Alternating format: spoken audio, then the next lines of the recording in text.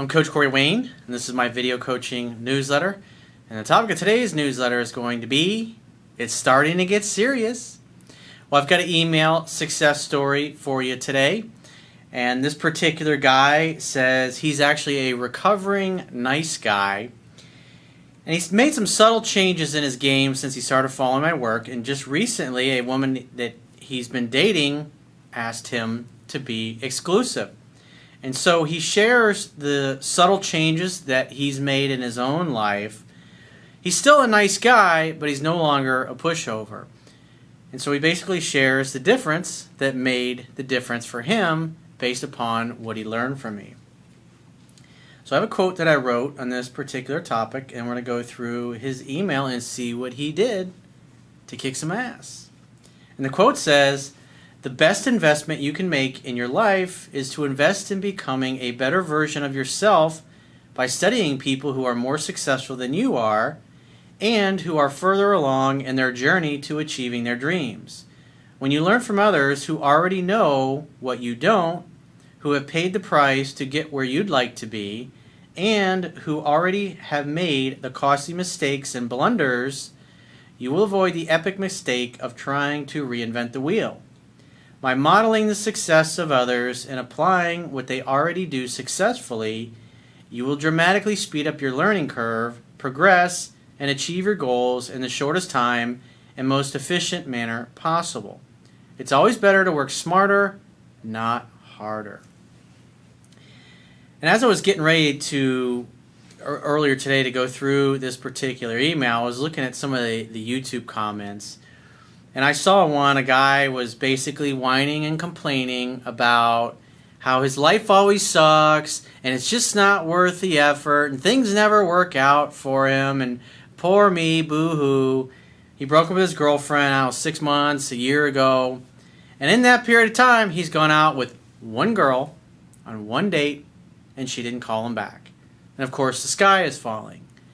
And when I look at that, and I look at his level of effort, it's pretty obvious why he's not succeeding, because he's not really doing anything. And when you look at the 6 human needs that we all have, that we're all trying to fulfill, one of our needs is for love and connection. And that particular guy, the way he goes about fulfilling his need for love and connection is to go tell everybody about what a tragedy his life is and how life has dealt him a shitty hand. Poor me, boo-hoo, and friends and family go, "Oh, poor you, oh, that's so terrible, oh, gosh darn." And so that's how he connects with other people, is to share his problems. And if you look at the comments with some of the other people that have commented, it's just like this just big, long, emotional rambling that he goes on, and he's getting attention from people, and people are telling him to be positive. And as a coach, I look at that and I think, if that's the level of effort that you're making, it's going to take you a decade to get anywhere. I mean, somebody like that, if I was coaching them personally, I'd say, dude, in the next 30 days, you need to ask out 100 different women. And these are women that will at least look you in the eye and smile. And the numbers work out to be, just like I talk about in the video Improving Your Social Skills, if you do exactly what that 12-minute video says, and you practice that, if you ask out 100 different women, that's 25 women a week, and you can spend 2 to 3 hours on a Saturday, 2 to 3 hours on a Sunday. You can go to a mall, you can go to a trade show, you can go to an art fair, a farmer's market, wherever it happens to be, where there's a lot of people, and you can knock out 10 to 15 different women, approaching them and asking them out, just like I talk about in that video. It's a doable goal. I coach guys all over the world to do that, and the numbers work out to be, if you ask out 100 different women, about 12 of them will go out with you, and if you follow what I teach in my book, about 3 to 5 of them will sleep with you. And this particular guy also complains that when he talks to women and he approaches them, he becomes a nervous wreck. And what does that tell me as a coach? That he's scared, that he hasn't done it enough. And therefore, when he talks to a woman, it's something that's foreign to him. Like for me, at this point in my life, 45, about to be 46 in a few months, I don't look at it that way. These are things that I overcame in my teenage years, in my early 20s. My problem wasn't asking out women. My problem was getting past the second or the third date. And quite frankly, the easiest part is asking women out or getting a phone number. And this particular guy, he's got a story that he tells himself, and he tells that story to everybody else, and that's the story that he tells himself to keep from taking any action. And as I say all the time, you must participate in your own rescue. If you're not willing to do anything to help yourself, you're not going to get anywhere. You're not going to get any better. Repetition is the mother of skill. And that guy had been 6 months to a year since he had a terrible breakup with his girlfriend, and he's been out on one date with one chick, and she didn't call him back. And if he'd really been diligently applying what he's been learning from me, because he said he'd read the book several times, but quite frankly, you might as well have read it no times, because if you're not applying it, knowledge is only potential power. It only becomes power when you actually apply it. And this guy just simply isn't doing that. And if he'd asked out 100 different women, like I've said in countless videos, like I talk about doing in the book, he would have had a lot of practice, and more than likely he wouldn't have even gone out with that girl in the first place, because it's obvious she probably wasn't that into him.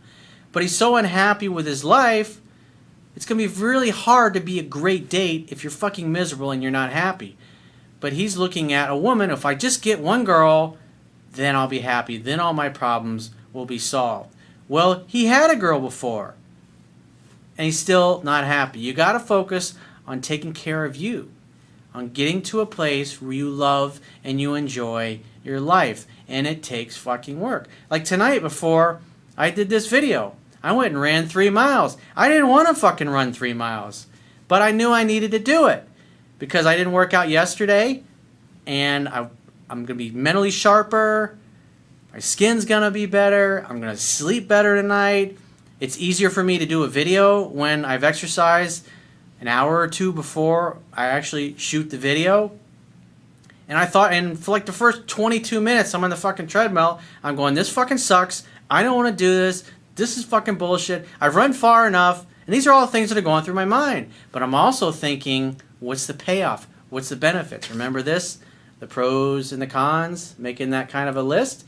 And so that's what I was looking at. You got the things that, these are the negative consequences if you don't do what you know you need to do. And these are where the positive consequences go if you do take care of what you need to do. And that's how I motivate myself. And when I learned that 25 years ago from Tony Robbins, it completely changed the way I think about everything. And I really didn't want to fucking run 3 miles. But you know what? I also thought about how good I'm going to feel after I get done running. How much sharper I'm going to be. How much better night's rest that I'm going to have. And when I wake up tomorrow, I'm going to look myself in the mirror, and I'm going to look better. I can see it in my skin. I can feel it in the way I feel. I can feel it in my energy, in my mental clarity, in my just overall sense of well-being. So I was thinking about all the positive benefits that are going to come because of it. I wasn't thinking about the fact that I really didn't feel like fucking running tonight, even though I might have been bitching about it and thinking to myself and coming up with 1,000 different reasons why I should quit and get off the treadmill and maybe only run 1.5 miles instead of 3 miles. But I did it. And why did I do that? Because at this point in my life, I've been running most of my, when I look back, all the way back to high school when I played football. And it's a habit I've developed over the course of my life. And so when you do something over and over and over and over and over and over again, you get good at it. And despite the fact that my mind is saying, I don't want to fucking do this, my body's going, I don't really want to fucking do this, I did it anyways because the payoff was a good payoff. I had a lot of pleasure that would happen if I did it. And by the time I got off the treadmill, I was glad to get off the treadmill, believe me. But afterwards, I took a shower, and it's like, I feel great. I feel a lot better than I did, completely changed my attitude. But it's just little things like that. It's like what Ray Lewis said. Grinding is my rest. If where you are right now is not where you want to be, it's like what St. Augustine said. He said, faith is believing in what you do not yet see. And the reward for this faith is to see what you believed. You got to do the work. You got to put in the effort. You got to at least show up. It's like one of the things that Michael Jordan said. I can accept failure, but I can't accept trying. And the guy that was whining about how shitty his life is, but yet he's ignoring the fact he's doing nothing to help himself. Yeah, you can watch videos all day long and read my book all day long, but if you're not interacting with other people and overcoming your shyness or what you feel is holding you back, you're not going to get any better. You might as well not even waste your time watching videos or reading the book if you're not going to take action. It's like what Buddha said. Faith without action is meaningless. So, with that said, let's go through the email that this guy has, and we'll see what he has done to turn things around. So you got one guy who's crying the blues, poor me, and you got this guy here who followed instructions and he took action after he had a really shitty, crappy breakup. So he says, hey Corey, at the moment, it's starting to get serious with a girl, and it's all thanks to you. Well, I appreciate you wanting to give me credit, but at the end of the day, you did the work. Maybe I showed you the way, but the bottom line is you took action. And that's why you have a great success story, unlike the other guy who was whining like an emotional tampon in my YouTube comments. Because really, he's looking for attention because he does that with everybody that knows him. He whines about all his problems and he never gets anywhere. But this guy, he followed instructions and he took action. He says, I used to be a nice guy who, like all nice guys, tried to be nice in order to get women to like me. Took that approach a lot in my teenage years and my early 20s, and it got me nowhere. I got tired of blue balls. So I realized I needed to change my approach. And I took action. That's the difference. And I tend to apply better success principles than most people. But at the end of the day, you can have the best information in the world, and if you're not taking action, it's fucking useless. I agreed to everything they said, and I responded immediately to text messages and wrote what I thought they wanted to hear. So in other words, he's not speaking from his heart. He's not telling women what his intent is, what's on his mind. He's doing things based upon horse trading. In other words, I'll do this for you, and hopefully you'll like me enough to want to date me, sleep with me, have sex with me, etc. He says, I canceled other plans to be with them, and the list goes on. So he's constantly putting everybody else's needs before his own. He's not standing up for himself. In other words, wasn't acting like a true equal. He says, I was basically a needy guy with no confidence. I wanted approval. He says, this caused a woman I was dating to lose attraction for me about a half a year ago. She was a great girl, confident, funny, clever, good communicator. She had it all, and I blew it. Those really sting. He says, I was desperate to lose her. So I see now how my nice guy behavior went on turbo mode in order to win her. It didn't work. That's what made me pick up your book. It's like he basically got to a place where he, in essence, hit the wall, or he hit rock bottom, where he realized that what I'm doing ain't fucking working, and something needs to change. Because until people get to a place where they realize that their belief system or the way that they're going about their life is not working for them, they won't do shit to help themselves. And this guy was plodding along, doing what most people do, doing the kinds of things you see in TV and the movies all the time. Just pursue, express your interest, puke up your feelings, and eventually the girl will fall for you. I talked to a guy today who had been talking to a woman long distance for the past year and a half of his life. I felt bad for him, but he was young. He was in his early 20s, and I was like, I used to do the same shit, man. I know all about that. I know what it feels like. I know what it looks like. I know your balls are probably the size of fucking watermelons right now, but hey, the good news is you had the opportunity to learn all this stuff in your early 20s that took me until my early 30s to really get it. So just imagine how awesome you'll be by the time you get to be the age I was when I figured all this shit out. You can have a whole decade on me. He says, that's what made me pick up your book. And after reading your book, I started thinking about my behavior, and I realized the reason why I was so nice to women was because I wanted approval and sex. There was nothing wrong with your intent. It's just the strategy, the way you were going about it, was terrible, was terribly flawed. And it wasn't until you realize, you know what, this shit just ain't fucking working. Something I am doing must be wrong. But it's like it took a lot of failure and a lot of beating my head against the wall, and the same shit kept happening over and over and over and over again.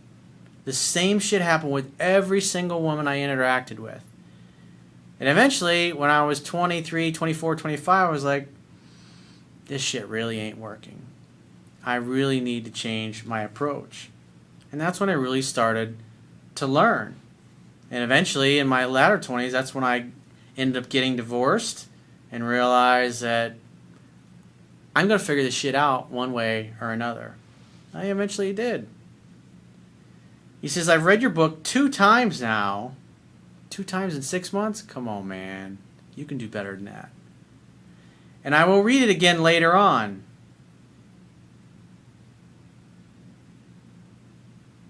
How can you ever have the time if you never take the time, dude?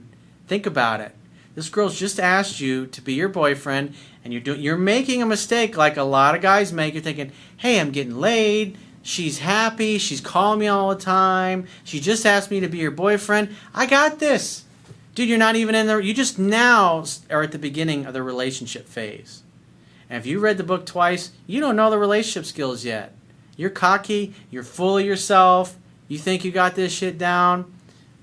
So what is it going to take? You getting dumped by this girl before you realize, you know what, I probably should have listened to Corey when he said read the book 10 to 15 times. I guess there's a reason why he writes that in his book, to read it 10 to 15 times, and he says it in videos all the time.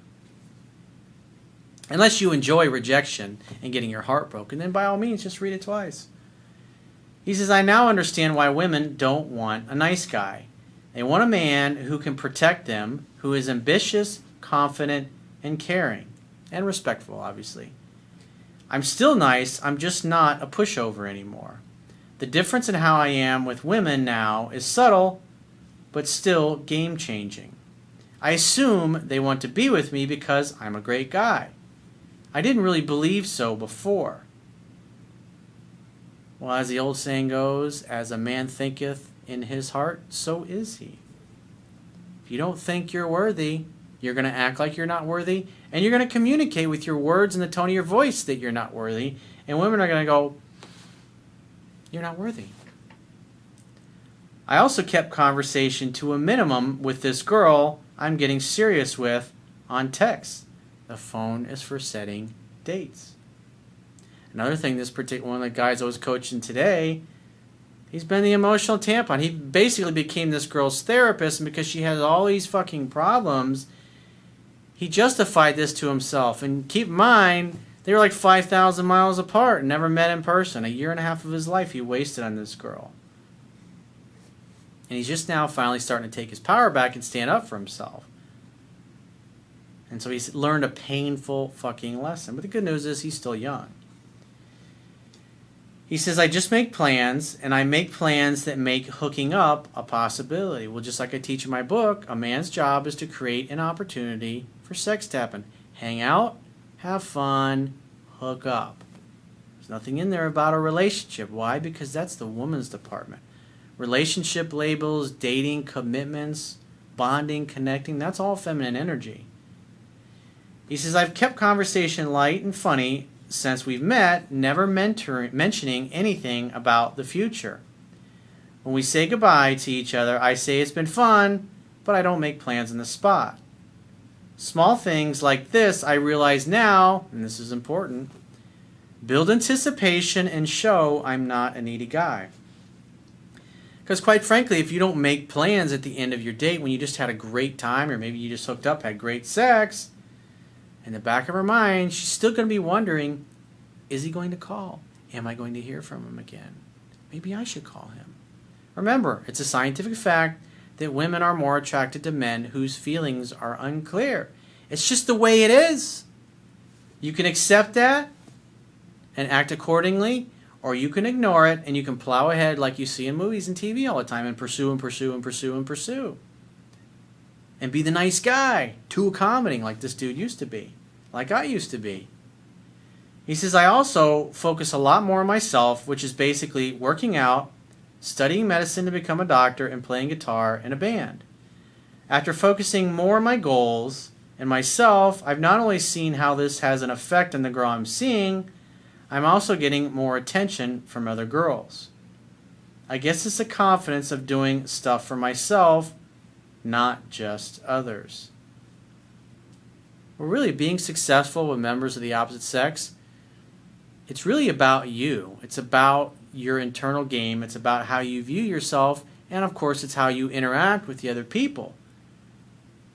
But you first got to get your head screwed on straight and see yourself in a positive light and act accordingly. If you see yourself in a negative light, like the guy I was talking about at the beginning of the video that had posted the negative YouTube comments about himself, well, other people are going to pick up on that.